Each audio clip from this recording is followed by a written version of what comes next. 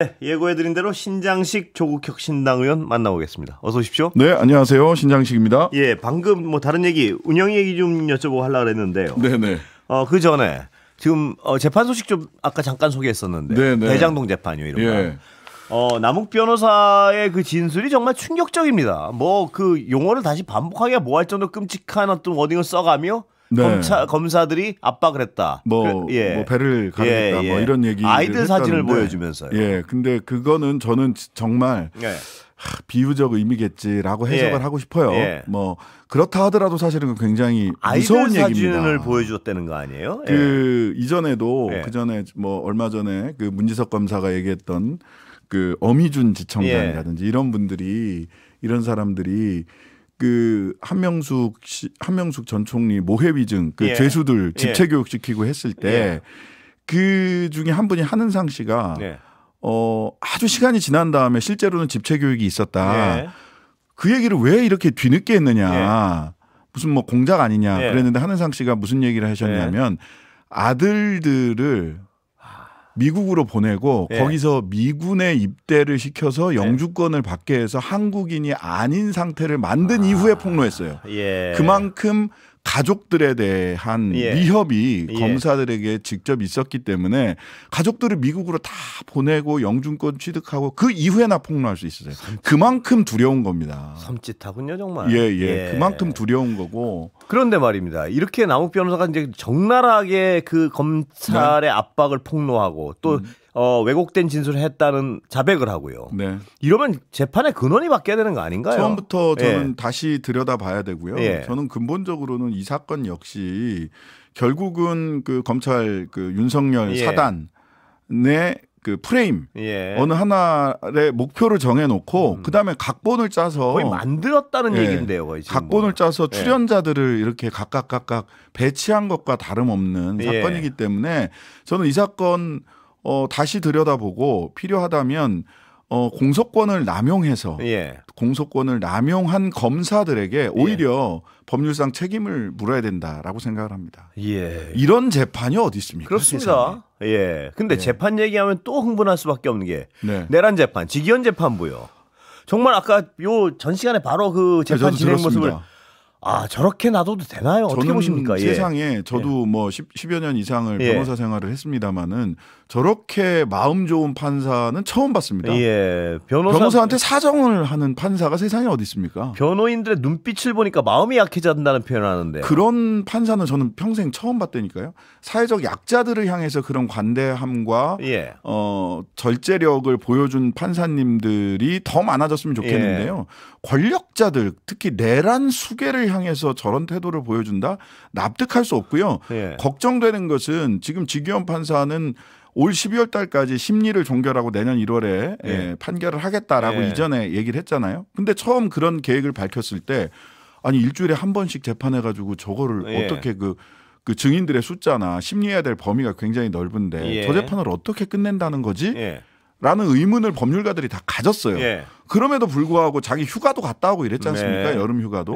물론 뭐 쉬긴 쉬어야 되겠지만 이 내란 재판의 이 역사적 의미나 이것을 얼마나 빠르고 신속하게 종결하지 않으면 안 되는 필요성이 있었는데 저렇게 여유 있게 하다가 저거 큰일 나는데 낭패 보는데 지금 사실은 그 초입까지 와 있어요. 초입까지요? 초입까지 와 있어요. 근데 저거를 어떻게 해야 됩니까? 그럼 저러다가 말입니다.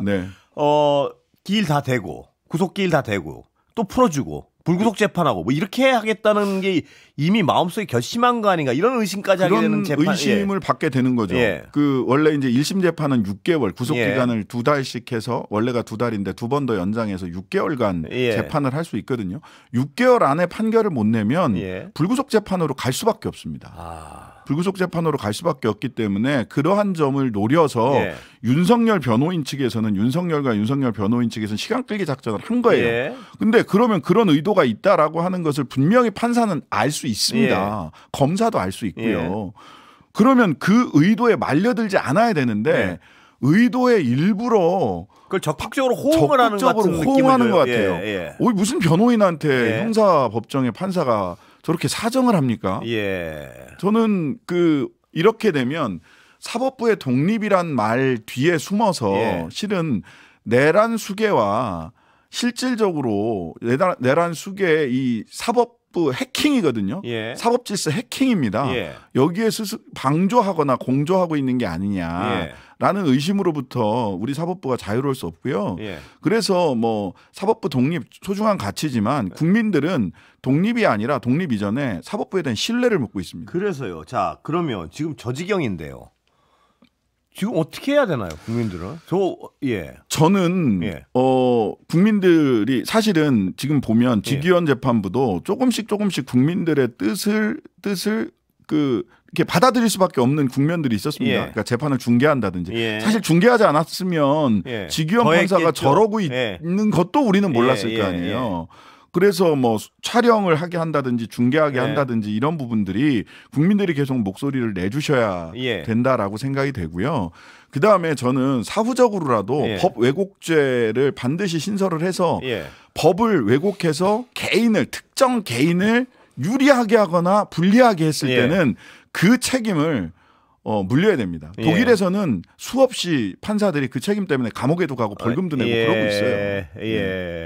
근데 지금 그 부분도 또 어떤 입법의 부분이고. 네, 그렇습니다. 근데 불과 이제 몇 달 안에 저 직위원 재판부가 지금 만약에 내란 수계 혐의자를 풀어주게 되면 또 그건 막아야 되는 거 아닌가요? 절대로 그렇게 할 수 없도록 해야 되고요. 저는 사법부가 직위원 재판부에 배당된 재판을 다 다른 일반 재판 사실은 뭐 한 명 더 추가해서 일반 재판 하게 한다고 하는데 저는 지금이라도 일반 재판을 다른 부서로 이동시키는 방법이 하나가 있을 것 같아요. 그래서 집중 심리를 한 일주일에 3회, 4회 사법부가 사법부 독립 어쩌고 하면서 그걸 안 하고 있잖아요. 그건 독립과 아무 관계가 없는 얘기입니다. 제대로 내란 수계에 걸맞는 재판의 속도와 심리를 하라는 거죠. 만약 그렇게 못하겠다 싶으면 저는 판사를 이진관 판사한테 넘기면 될 것 같아요. 이진관 한덕수 하고 있는 이진관 판사님 얼마나 재판 진행을 신속하게 합니까? 그렇습니다. 빠르게 정리해 나가잖아요. 그렇게 엄격하게 해야 되는 겁니다. 걱정이 많습니다, 정말. 자, 운영 얘기 좀 해볼까요? 네네네. 배치기 몸싸움에 가려져가지고 딴 거 하나도 안 알려졌는데 어떻게 보셨습니까? 일단 배치기 몸싸움 이게 너무 약간 쌍방과실이 있는 것처럼 얘기를 하는데 제가 현장을 지켜보는 사람 입장에서는 좀 설명 좀 해주시죠. 이기현 의원이 좀 억울합니다. 아니 그러니까 그 배 나온 걸 어떡하냐는 이기현 의원이 그때 정보위에 겸임 상임이라서 정보위에도 출석을 해야 되기 때문에 정회가 됐을 때 정보위로 가기 위해서 빠르게 정문 쪽으로 이동을 했거든요. 근데 그때 제가 들은 바로는 이렇습니다. 송원석 원내대표께서 아니 뭐 국정감사를 하자는 거야 말자는 거야 하고 굉장히 큰 소리를 내셨고 이기현 의원이 따라가다가 제 기억으로는 돌아섰네. 국정감사를 파탄내는 건 국민의힘이지 아마 이렇게 얘기를 하셨을 거예요. 근데 그 얘기를 들었던 것 같아요. 그 얘기를 듣고 돌아서서 이기현 의원 쪽으로 확 달려드셨거든요. 근데 이기현 의원은 불시에 나가다가 말고 돌아선 송원석 의원한테 이제 부딪히게 됐어요. 송원석 의원이 달려들면서 뭐 농담처럼 이기현 의원이 배가 있었으니까 그렇지 배가 없었으면 입이 부딪힐 뻔했다라는 얘기를 정말 드렸는데 이건 좀 제가 현장에서 봤을 때는 쌍방과실처럼 얘기하는 건 이기현 의원으로서는 상당히 억울하겠군요. 좀 억울할 것 같습니다. 근데 이제 제가 이건 매번 의원님들 모시면 말씀드리는 게 지금 야당은 바닥에서 더 내려갈 데가 없는 상황인데요. 그러니까 엉망을 만들면 결국 손해 보는 거는 지금 정상적인 어떤 국정 운영을 하려는 여당이 똑같이 떨어지니까 그게 참 이게 좀 시시비비를 좀 가려야 될 것 같은데 제가 이번 국감 대통령실하고 국가인권위원회 국감을 하면서 되게 재밌는 현상을 하나 봤어요. 윤석열 김건희와 관련된 이야기들을 아무래도 그 여당과 또 조국혁신당에서 많이 하지 않았겠습니까? 근데 아무도 방어하지 않습니다. 국민의힘 의원들 이미 버렸군요. 남의 나라 얘기처럼 딴 나라 얘기처럼 윤석열 김건희 얘기가 나오면 아예 모른 척하는군요. 모른 척합니다. 남의 나라 얘기 굉장히 바뀌었네요, 그 부분은. 내년 아마 지방선거 걱정을 하시는 것 같긴 한데 그러면서 이제 억지로 흠집 내기를 하시는데 사실은 그 배치기 때문에 많이 가려졌지만 굉장히 중요한 질의들과 답변들이 있었습니다, 사실. 그 김준혁 의원님이 말씀하셨던 건천궁 왕실 그 수장고 가가지고 공예품 9점 가지고 갔던 거. 대여 명목으로. 예, 근데 기록이 없어져 버렸잖아요. 어디로 빌려갔는지, 뭐 했었는지, 그리고 반환은 관저에서 쫓겨나간 이후에 이틀 뒤에 반납했다. 꼭 가져다 놓고 썼다라고밖에 추정이 안 되잖아요. 이것도 굉장히 중요한 질문 중에 하나였고요. 그 다음에 두 번째는 김영배 의원이 말씀하신 거 굉장히 중요한 질문이 있었습니다. 뭐냐면 조태열 그 당시 외교부 장관이 조현동 주미대사에게 공문 시행을 합니다. 윤석열 대통령이 이번 비상계엄을 한 것은 자유민주적인 신념과 기독교적 가치관으로 국가를 운영하기 위한 것이다 라고 설명하라고 그래요. 이거는 기독교적 가치관으로 국가를 운영한다? 대한민국 헌법 위반이거든요. 위반이죠. 그걸 공문으로 실행을 했어요. 그리고 날짜가 12월 5일이에요. 그럼 12월 5일은 이미 12월 4일 날 비상계엄 해제됐잖아요. 그럼 12월 5일 날 그 공문을 보냈다는 건 뭡니까? 한 번 더 하겠다는 얘기죠. 외교부 장관의 제가 있었다는 건 확인이 됐습니까? 예. 공문이 확인이 됐습니다. 공문이. 조태열 명의로 실행된 공문이. 정말 대단하군요. 이것도 굉장히 중요한 건데 배치기에 가렸고요. 그다음에 또 이제 뭐 저 김준혁 의원, 김영배 의원 말고 신장식 의원도 굉장히 중요한 질문을 뭡니까? 나오셨으니까 하시죠. 했는데요. 그 안창호 위원장이 12월 3일 내란 그 불법 계엄이 위헌이냐 아니냐의 답변을 안 했어요. 그랬다가 나중에는 저녁 때 무렵이 되니까 위헌입니다라고 답변을 했고요. 그다음에 인권 침해가 있었느냐 없었느냐 포고령이 실행이 안 됐다고 얘기를 하는 거예요. 포고령으로 그 정당과 국회 활동을 중단시키는 거 그것만 보고도 위헌이지 않습니까? 포고령이 결국 실행됐다라는 것도 겨우 시인을 하게 됐고요. 그다음에 그 위헌 정당 내지는 반헌법 행위를 한 사람들에 대한 별도의 조사 기구가 필요하다라는 것에 대해서 강훈식 실장도 그렇다면 별도의 조사 필요하지 않겠느냐라고 하는 부분까지 좀 인정을 하셨던 말씀을 주셨던 부분이 있어서 이게 지금은 사실 형사재판에 지금 우리가 쫙 전부 다 몰두해 있는데 형사적 그 책임을 묻는 시간이기는 한데 사실 아직 진실의 시간이 다 오진 않았습니다. 진실을 철저히 밝혀서 이런 일들이 두 번 다시 벌어지지 않도록 해야 된다. 이런 지적들이 있었는데 자꾸 다른 일에 가려서.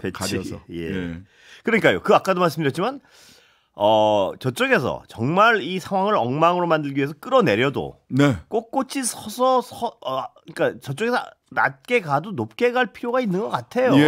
그 미셸 오바마가 했던 얘기처럼 they go low, we go high. 저들이 저질적으로 나오더라도 왜냐하면 더 떨어질 데가 없는 상황 아닙니까? 야당이 지금 그 상황에 뭐 그렇겠죠. 사람이란 게 어떤 행위를 하면 거기 반작용이 있게 마련이에요. 근데 아무리 그래도 좀 꼿꼿하게 해야 될 것 같은데요.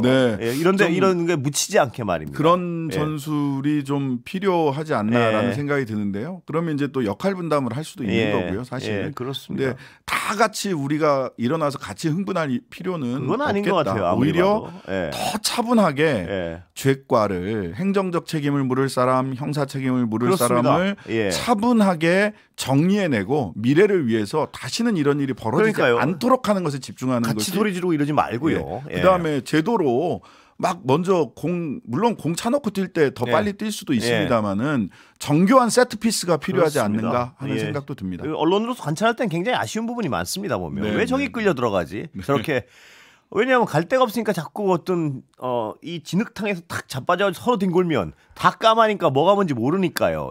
근데 참 인간적으로는 굉장히 괴롭습니다. 괴로우시겠죠. 그걸 이해 못하는 게 아니고요. 자, 신 의원님은 근데 정치적인 얘기 하나. 당 최고위원 출마하십니까? 그렇습니다. 다시 앞으로 그래서 신장식입니다. 그렇군요. 출마의 변화나. 그 내년 지방선거가 매우 중요합니다. 그리고 당이 잃어버렸던 국민들의 신뢰를 회복하는 것도 중요하고요.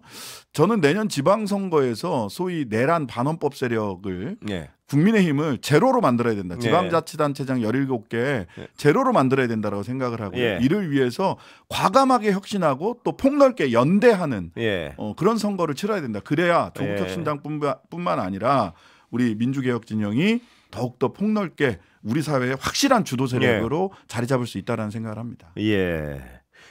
자, 지금 다시 아까 정치 얘기 좀 나와. 예. 김건희 씨 관련해서요. 네네. 그 최고위원 설명에 대해서 제가 너무 휙 지나갔나요? 아니요, 괜찮습니다. 예, 다시 앞으로. 그래서 신장식. 궁금한 게 많아서 제가. 예. 네네, 말씀 주십시오. 그건 네. 열심히 하시고요. 예. 김건희 씨 관련 이제 이름도 다 알려졌죠. 하여튼 여기서 얘기하지 않겠습니다. 500통의 문자를 주고받고 뭐라고 짐작하십니까? 이게 무슨 사적 관계라고 의심을 많이 하던데. SBS에서 그 단독을 했는데 보니까 그 핸드폰을 가지고 계신 것 같아요. 내지는 포렌식한 내용을 다 가지고 있는 것 같은데 굉장히 조심스럽게 썼는데 너무 의구심을 많이. 그래요? 개인적으로 그 긴밀한 사적 관계 남성 이렇게 얘기를 해놓으니까 너무 상상력을 많이 일으키게 하는데 그렇습니다. 그게 더 궁금한 거는 왜 건진의 법당에서 발견이 됐는가. 그리고 건진은 왜 그거를 사실은 폐기하지 않고 가지고 있었는가. 이거는 하나의 본인의 안전판 같이 가지고 있었던 게 아닐까.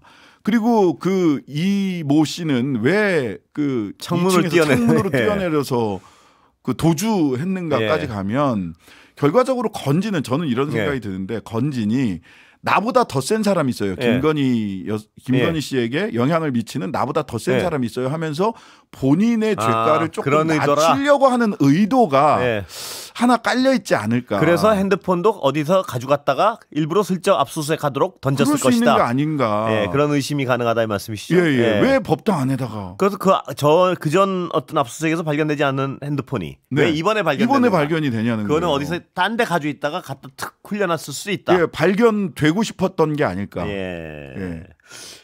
그것도 그렇고 이 추경호 전 원내대표 국민의힘 영장 떨어지고 좀 상황이 진전되면 이건 신 의원님의 개인적인 생각을 묻는 겁니다.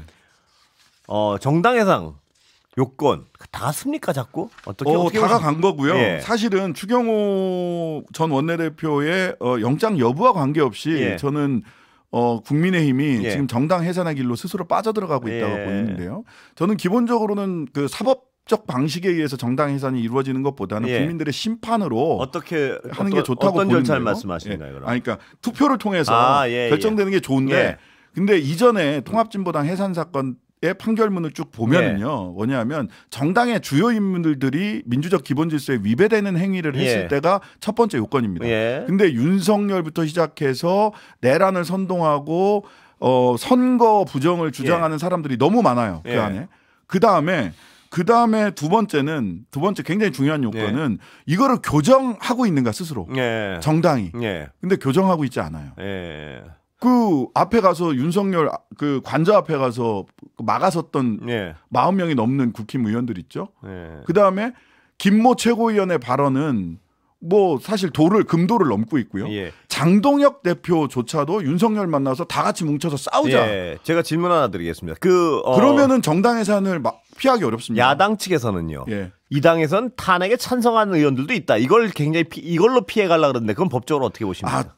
그 그 탄핵에 찬성한 인물들이 정당의 주요 인물인가? 그러니까 정당의 주요 인물들이 가담했으면 해산 조건이 그거는 된다. 말하자면 그 교정하려고 하는 노력이 있다. 그 이후에도 한때 잘못을 저질렀더라도 교정하려고 하는 노력이 있다라면 모르겠는데 지금 교정의 노력이 없습니다. 없고 그 두 가지가 옛날 통진당보다 훨씬 더 분명한 것 같은데. 오히려 거기는 내란 선동 정도였어요. 여기는 내란을 했잖아요. 윤석열. 그렇군요. 여기까지 들어야 될 것 같습니다. 네, 감사합니다. 감사합니다. 조국혁신당 신장식 의원이었습니다.